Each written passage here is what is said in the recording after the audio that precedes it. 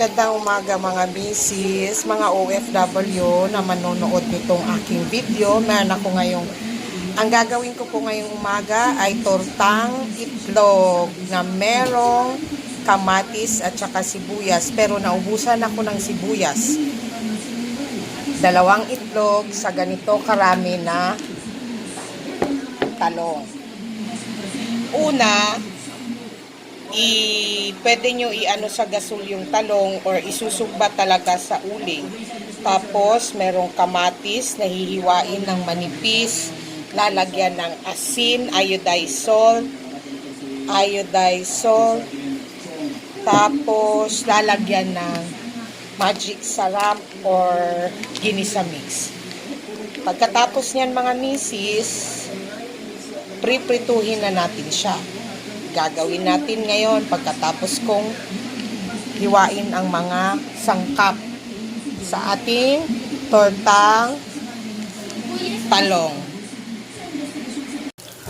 Eto na, naglagay na ako ng isang talong, tapos kumuha din ako ng mga, yung lamas na sinasabi ko, yung kamatis at saka sibuyas para mas maging masarap.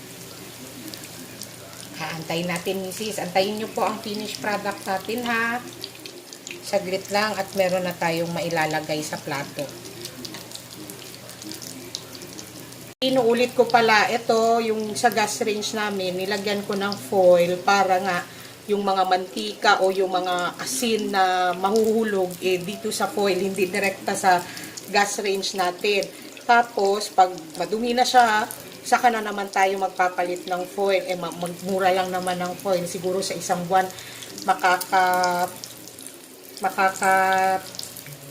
ligpit tayo siguro ng 2 o 3 ganitong sets ng foil. Ganyan. Tapos, dinidikitan ko na lang ng tape para hindi siya mag-open. Ito na po mga misis, ang finished product ko ng tortang talong. Medyo gusto kasi namin ng tusta kasi mas masarap siya kung nakatusta talaga siya. Tapos, nilagyan ko po siya ng side dish, sibuyas, kamatis, tsaka pipino. Ayan na, ready na ang almusal. Kainan na, misis!